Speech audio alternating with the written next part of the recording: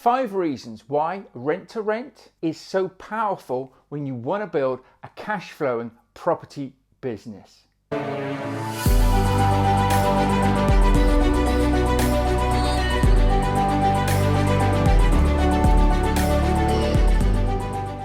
Hello, my name is Mark Fitzgerald. It's fantastic to have you joining me here today. So today I'm going to cover 5 reasons why doing rent to rent with houses of multiple occupation, HMOs, is such a fantastic strategy to use. So let's first of all cover what rent to rent is. Rent to rent is where you take a landlord's property or an investor's property and you treat it as if it's your own. You basically offer them a guaranteed rent. You take on the minor maintenance issues, you take on the utilities, and you put your own clients or tenants in that property. When you're dealing with HMOs, houses of multiple occupation, they are normally 4 to 5 to 6 bed properties where the tenants rent an individual room. They can share the toilets and everything. They can have their own en-suites as well, but they normally do share a communal kitchen. So the kitchen space, they have their own cupboards, they have their own areas in the fridges and things, but they tend to share the communal areas that we get cleaned by our professional cleaners. But that is fundamentally what an HMO is. Now, why do they cash flow so well? Well, because you're taking one unit, a bit like a block of flats, and you are renting out individual units. That is where you can make your money. That is where you can pay the owner or landlord a guaranteed rent. They make their money.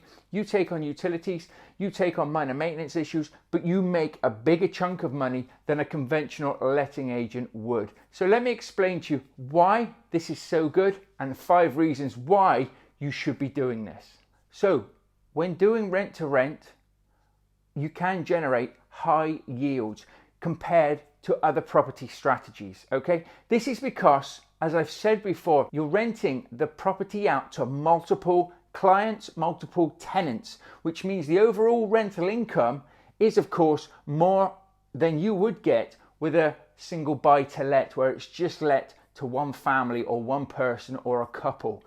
So this means that with more income, there is more money to play with, so to speak. So you can actually build in a win-win, a win for you and a win for the homeowner, the landlord, the property owner as well. So we make sure that our properties are to a high spec. Now that doesn't mean you have to go out there and spend thousands and thousands of pounds on other people's properties, but we make sure that we are very, very competitive in our area. And you'd be surprised, it doesn't cost you an absolute fortune to do. I've never, ever paid for a deposit on one of these deals because it's a business to business agreement, and I've never paid for a refurbishment as well. If there was any major works that needed doing, I would have got the landlord to do the works before I took it on. Then I will maintain their property to the highest standard. If they're not willing to put any money into their own properties, then maybe they're not somebody that I want to work with. Now, a caveat to that is I have decorated properties. I have painted them. I have changed a few carpets. I have added some dressings and things like that. Those are things that I'm willing to do in my rent to rent business, and you should be too. And these are things that I go through with my clients when I'm teaching people how to do rent to rent successfully and build it as a sustainable business. Because if you're spending thousands and thousands of pounds on refurbs, it's not a sustainable business. You're losing money because you're giving money away. And that's not what this strategy is all about. It is all about getting high cash flow, high yielding properties and making sure that we can make money on them. In turn, by making that money as well, we can invest some of it back into the properties to maintain them to a high standard and make sure that the landlord's asset, i.e. the property, is being looked after and kept to the highest spec. At number 2, this is a great strategy with a very, very low initial investment, okay? The old way of doing rent to rent was you grab an old rundown property, you spend thousands of pounds of your own money on somebody else's property, you can then rent it for more than you currently are renting it from the landlord. It would take you potentially 12 months, 24 months to actually start making any money once you've paid yourself back, and then you would make profit in the last 3 years, because we fundamentally do rent to rent deals over a 5-year period. That was the old way of doing it. That is not the best way of doing it, and don't do that at the end of the day, because it's ridiculous. You're putting all your money into somebody else's property, somebody else's asset. Yes, you can make money over it long term, but then you're not making money now. So it's not going to change your life now. All it's going to do actually is give you more hassle, more headache. You need to be looking at doing this with the right landlords, with the right properties. And that's where knowing exactly what it is you should be looking for, how you should be getting those properties, and how you can find those properties is vital. So make sure that you're following somebody and following the Property Unleashed channel and my good self. I will give you tips. I will help you to be able to find these sorts of deals, to find these properties. And if you want to learn how to do this and speed it up, we have the Rent to Rent Business Builder program, where I give you the scripts, the templates, everything you need with my support to get you to find these deals as quickly as possible. And right now is a fantastic time to be out there helping landlords. But the initial investments that you put in are not like buying a property. They're not even like renting a property. If one of the agents, if you're working with letting agents, and of course you can get these deals through landlords, you can get them through letting agents. If they want you to put down big deposits, or they want you to actually put money into the property to do them up, that's not the way you should be doing things. But it is cheaper than finding, 25% deposit for a mortgage if you were going to buy these properties. So why I think this is such a great strategy is because you don't have to buy the properties. You don't have to wait to buy them either. Even if you've got the money to buy them, you can get properties cash flowing relatively quickly within 2-3 weeks at the end of the day of taking a property on. Once you've taken it on, you've gotten it ready for the tenant types that you want to put in there, you can then speed up how you're going to fill the properties, how you're going to make your money, okay? And we always try and negotiate rent-free periods as well. So it gives us a chance to make sure that the properties are right, to get tenants, to get clients into the properties. I like to call them customers into my properties. I start making money, and then at the end of the month, I pay the landlord their guaranteed rent, and everybody's winning. Their property has people living in it, so our tenants are happy. Our landlord's happy because they're getting the rent, and we're happy because we're getting paid, and we're building a sustainable property business. So remember, you don't need massive amounts of money to get started. You will need some money. This is not a no money down strategy. There is, in theory, ways you can do property for no money down, but at the end of the day, you're always going to need a couple of £100 to get yourself started, to get some room dressing, if nothing else. But you can do things as cheaply and on a budget as you need to do. And a lot of people also worry about utility prices and things. If you know how to set the properties up, if you know how to utilize modern technology with the utilities, you can save yourself an absolute fortune. And it's not something that you need to be worried about. The only people that are worried about utilities and Section 21, which is where they're abolishing being able to evict tenants for no good reason. So if you had somebody living in your property, and let's just say you wanted to sell it, which won't happen to you doing rent to rent because you don't own the property to sell, you could then evict a tenant on a Section 21 who is paying, who is looking after the property, who is doing nothing wrong with that. We still have Section 8. If somebody's not paying, if somebody's not doing what they should be doing or causing trouble, you can use a Section 8 on them. So everybody, all the amateurs are worried about Section 21. And I've gone a bit off the topic here. I'll probably do a video on this. But they're all worried about Section 21. Listen, if somebody's paying their rent, looking after the properties and doing a really good job for you, why would you ever want to evict them? In our situation and in our business, you wouldn't. You would only want to evict them if A, they're doing something wrong, B, they're not paying, in which case you have guarantors to sort that out as well. So there's lots of different ways you can do this and not have to worry about it. But initial investments can be very, very low. In fact, just having a credit card potentially handy to use if you need to buy anything is suffice, as long as you know what it is you should be doing. So at number 3, we have reduced risks. When you buy properties, it's risky. I mean, there is risk in everything. When you take on a rent-to-rent deal, you could say, oh, that's risky because I'm guaranteeing the rent. Yes, you are. And listen, we never want to take on anybody's property with the thought or with the inkling that we're not going to see the contract through to the very end, and we're not going to look after the properties for 5 years, that we're not going to pay the landlord month on month. We've always got to go into this with the best intentions, ethically right. And that is the best way to do this, and that is the way that you will find the best deals.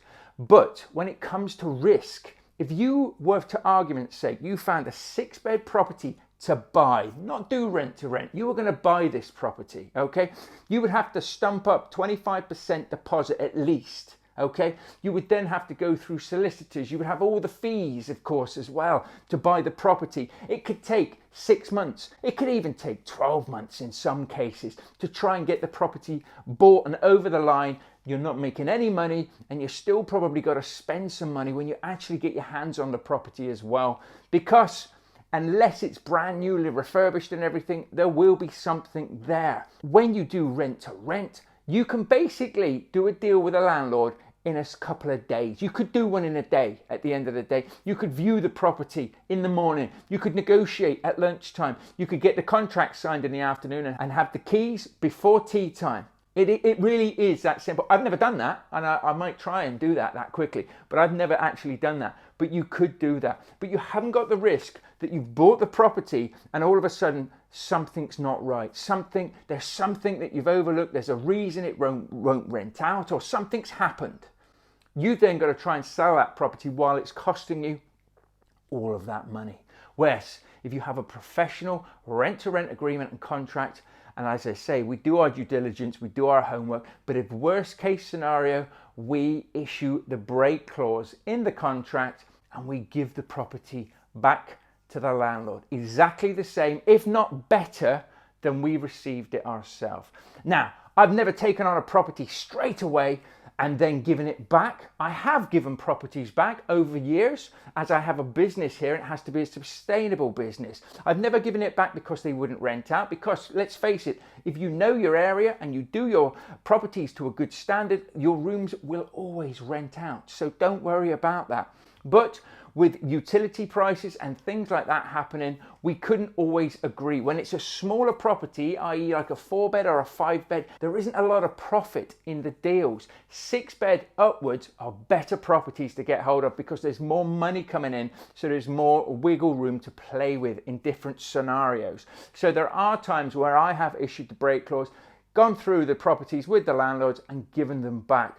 Very rarely, but I have done that, okay, because it's a business. And what I've done is I've taken more properties on that suit the criteria of what my business needs. Treat it as a business. It is a living and breathing thing. And if you do that, you'll set yourself up for success. So just remember at number 3, it's less risk for you as an investor to get started. And let's just face it, one of the real plus sides is if you get a couple of properties on rent to rent and you find that you're letting them all day long and they're great cash flowing properties, then why not start buying them in that area, in that street? Why not even ask the landlord if they want to sell the property? Why? Because you know it works. You can cookie cutter whatever it is you're doing into another property that you own. And that's what I do now. I know the good areas. I know where it works. I know how it works. So if I buy a property now, I can set it up in no time. I can get it cash flowing. It's in my portfolio. Happy days. So at number 4, what I love about this strategy is it's really scalable. You can scale this business very, very, very quickly. Once you start taking properties on, you start to prove your track record. Landlords will want to work with you when you can show what you can do. At the end of the day, we've all got to start somewhere, and I did as well. I didn't have any properties. I had to get out there. I was very transparent with that. But once you start getting more properties on, you'll find you get a bit of a snowball effect, whereas it took me 4 months to get my first deal. But by month 8, I had 6 deals. I had doubled my corporate wage. I only had to find 3 landlords to have 6 deals as well. So 4 months of nothing. The next 4 months, I took on 6 deals. Why? Because all of the hard work I'd done in the first 4 months then got me the deals. It takes a bit of time to get traction. Some people try this, they send out a few letters, speak to a few agents, it doesn't work. No, you've got to be consistent and persistent. If you've ever watched any of my videos, you know, or my YouTube channels, or listen to the podcast, you'll understand and know that I'm always saying you've got to be consistent and persistent in what it is that you're trying to do. Once you know what you're doing, you can then approach more landlords, say these are the results we're getting, this is the guaranteed rent that we're offering landlords, we can take yours on and we can get these set up and running really well for you really quickly. And you can go from, as I say, I mean, it took me 4 months to get another 6 deals at the end of the day. 6 deals, which if you think about it, the minimum they're cash flowing is £500 a month, even more if they're bigger deals. For me in my area, in your area, you know, depending on where you are, I'm up north, so the rents are a little bit low. It doesn't take long to be able to replace a wage. It doesn't take long to be able to see that income coming through and to be able to put a bit of a pot aside to say, right, these are for my next deals. I'm going to start bringing in more and more. I'm going to start employing people into my business that can do the jobs that I don't want to do. I can scale this to whatever size I want to scale it at. And you can do that so much quicker than if you're trying to build a portfolio yourself and buy properties. It could take you years to do what could potentially only take you 4 months or less in rent to rent. I have students that have got 6 deals in 3 months from starting my training program. They've got 6 deals from starting, okay, in 3 months. That is crazy. And that again blew their wages out of the water at the end of the day. They did that alongside a full-time job. Why? Because they had the proven track record, they had the knowledge, they had the training to follow, they had the support from myself and my team, and they got out there and they took action. 3 months, 6 deals. What do I want to do with my time now? Do I want to stay in my 9-to-5 job? I've got options. I can do this, I can do that, I can go where I want to go. So it's massive. You can scale this really quickly if that's what you want to do. And if you only want a handful of properties just to bring in some extra cash, great as well. So at number 5, we have consistent cash flow. In a lot of businesses, and you could say, you know, shopkeeper at the end of the day, they rely on customers coming back, buying specific items, maybe groceries. They're going to come back and buy their groceries month on month, week on week, whatever. What I love about the HMO strategy over a lot of the other property strategies, and serviced accommodation to a point can be, once you've built it up, once you've got a following, once you get repeat bookings, it can work really well. But there's no better way or quicker way to get consistent cash flow coming through the door than filling your properties with tenants and knowing what you're going to earn each month. People say to me, but Mark, what happens if that tenant doesn't pay? You haven't got consistent cash flow if they don't pay. And they're right. That is why we don't take on any tenants unless we have a guarantor. Not only is the tenant reference checked, credibility checked and everything like that, but so is the guarantor. If somebody wants to move into one of my properties or one of my rooms and they don't have a guarantor, I'm not willing to let them move in. Why? Because I'm not willing to be their guarantor. If you are not signing up guarantors that you know have something to lose, and again, we don't ever want to actually be going down that route. And in most cases, it never gets that far. The threat of it gets people paying at the end of the day, which is why it's worth having. Because you can have the nicest tenants moving into your property, but certain circumstances can happen in their life. So anything like this can work out, but you will get constant and consistent cash flow. When I started doing rent to rent, I took voluntary redundancy from my job and I didn't have any money coming in. So I needed to get hold of HMOs that were ready to rock and roll. Didn't have to do massive refurbs. Just dress the rooms a bit, get them advertised, get them filled. Start the cash flow coming in. First 2 properties I had were cash flowing over £1,000 between them. Cash flowing. All of a sudden I had that coming in when these properties were fully tenanted with all the outgoings. So all of a sudden you can start to build on that. You can start to use that money for your marketing as well. If you're still in a full-time job and you don't rely on it, it's a pot of cash that you can start building up until you get to the point of you think to yourself, I either want to go on a nice holiday, I want to buy something, I want to reinvest this into properties that I can buy for myself. It gives you all those options. But rent to rent, HMO is fantastic for building up quick cash flow. Now I have an HMO rent to rent business. I have also a serviced accommodation business as well. We do a bit of rent to rent in that, we do a bit of management in that and stuff, but I picked one strategy to start with, which was the HMOs to get the cash flow coming in. And then I started to play with serviced accommodation, and I use serviced accommodation more on my own portfolio as well. So it's a fantastic strategy to start bringing in quick cash flow, get you out of that 9-to-5 job if that's what you're looking at doing, and moving your life forward. It also gives you time freedom as long as you systemize the business, which again is another massively important thing that I help my students with, is systemizing their business so they're not running around like a headless chicken and have just given themselves another job. If you can systemize it as you grow, I didn't. Nobody showed me this at the time. This is why I find it so important to show people as I'm doing it myself. I had to learn this for myself, and it was very, very difficult and very tricky to do. That is why we show people on a rent-to-rent business builder. And of course, if you're interested in rent-to-rent, serviced accommodation, deal sourcing, then head over to thepropertyunleashed.com, where we have free ebooks in rent-to-rent HMO, in serviced accommodation. We have a deal analyzing spreadsheet. We have free masterclasses that you can help yourself to, you can download and you can use yourself. So head over to thepropertyunleashed.com,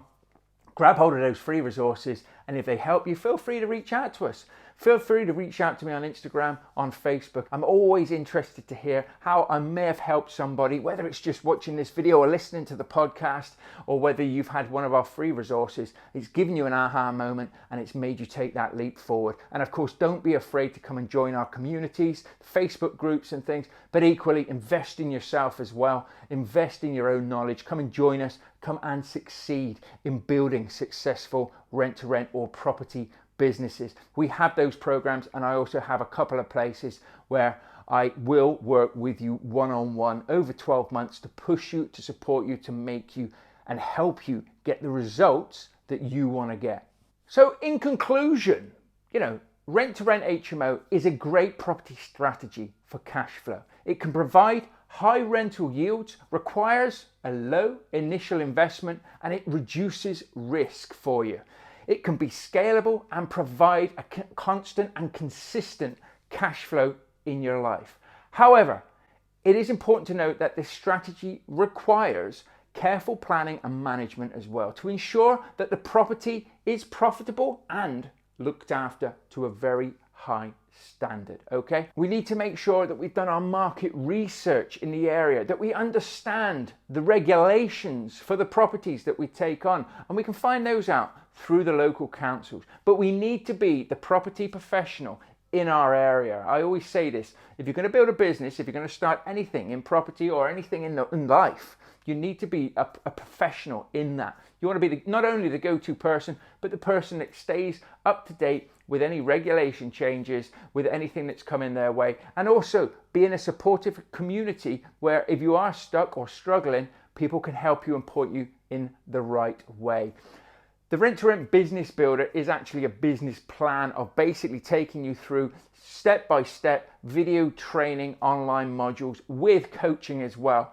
So even if you can't do that, you want to do something else, make sure you've got a plan, okay? A plan to follow. I always say have a vision. Have a vision of what you want for the future. Set yourself some targets and some goals. How many properties do you want to get in a certain amount of time?